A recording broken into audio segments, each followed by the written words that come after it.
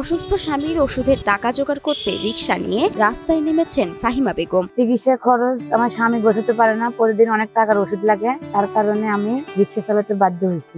নাটোর সদর উপজেলার তেরাবাড়িয়া ইউনিয়নের আটঘরিয়া গ্রামের বাসিন্দা ফাহিমা বেগম। দীর্ঘদিন ফাহিমা বেগমের স্বামী তাহির উদ্দিন অসুস্থ থাকায় স্বামীর ওষুধ কেনার জন্য ও দৈনন্দিন সংসার খরচ চালাতে বাধ্য হয়ে রিকশা চালিয়ে জীবন জীবিকা নির্বাহ করছেন এই নারী। আমার স্বামীরা অসুস্থর কারণে আমি রিকশা চালাই। নাটোর শহরের বিভিন্ন অলিতে গলিতে রিকশা চালিয়ে যাত্রীদেরকে গন্তব্যস্থানে পৌঁছে দিতে দেখা যায় এই নারীকে। এই 3 চাকা রিকশাতেই শহরের অলিতে গলিতে যাত্রী নিয়ে যান তিনি। আমি ভাড়া মারি আপনার মাদেশে মোড়ে, হরিশপুরে, তারপরে আপনার একবেলা চাঁদপুরে, নাটোরে, তারপরে পানি কোম্পানির কাছে, তারপরে পিটিআই, নাটোরে অনেক জায়গায় আমি রিকশা চালাই। 2 মাস আগে কিস্তিতে 1,08,000 টাকার এই রিকশা কেনেন ফাহিমা। আমি চালাই বর্তমান 2 মাস হলো গাড়ি চালাই। কিস্তির উপরে 20,000 টাকা জমা দিয়ে রিকশা নিচ্ছি, 1,08,000 টাকা দাম গাড়ি। এই রিকশা চালিয়ে ফাহিমা দিনে 800 থেকে 1000 টাকা পর্যন্ত ভাড়া আয় করেন। আমার স্বামী গাড়ি চালাতে পারে না, পরে আমি এখন গাড়ি চালাই। বর্তমান প্রতিদিন 700-800 টাকা 900 টাকা করে 1000 টাকা ভাড়া মারি।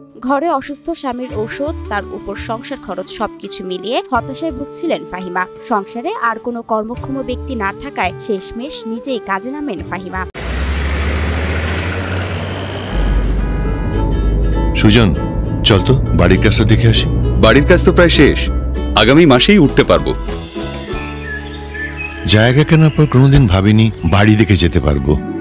বাবা, তুমি করেছো জমি আর আমি করলাম বাড়ি, এখন থাকবে তোমার নাতি। আমি কিন্তু দাদুকে ছাড়া থাকবো না। এ বাড়িতে আমরা সবাই একসাথে থাকবো। বসুন্ধরা সিমেন্টের দৃঢ় গাঁথুনি গড়েছে 3 প্রজন্মের এক ঠিকানা। শক্তির মানদণ্ডে উত্তীর্ণ বসুন্ধরা সিমেন্ট। বসুন্ধরা সিমেন্ট, প্রজন্মের বন্ধন। আমার বাবা মা নাই, মারা গেছে। আমার একটা মেয়ে দেখাশোনা করেন, তার কারণে আমি এখন বর্তমান সংসার চালানোর জন্য অনেক কষ্ট পরিশ্রম করেছি। অন্যের উপর ভরসা না করে মানুষের কাছে সাহায্য না চেয়ে নিজে আত্মনির্ভরশীল হয়ে জীবন পার করতে চান এই নারী। মানুষের কাছে চাইতে যাওয়ার থেকে, সাহায্য তোলার থেকে আমি অনেক কষ্ট পরিশ্রম করে খাই, তার জন্য মানুষ আমাকে অনেক ভালো বলে। এদিকে নারী হয়েও রিকশা চালানোর এই বিষয়টায় বেশ অবাক হচ্ছেন এলাকার কেউ কেউ। মহিলা রিকশা চালাচ্ছে দেখে আশ্চর্য হয়েছে প্রথমে, তারপরে দেখলাম যে না, ঠিক আছে, ওনার হয়তো কোনো প্রয়োজন আছে বলেই এইভাবে রিকশা চালাচ্ছে। তবে পরিশ্রম করে ফাহিমার রোজগার করার এই বিষয়ের বেশ প্রশংসা করেন শহরের যাত্রীরা।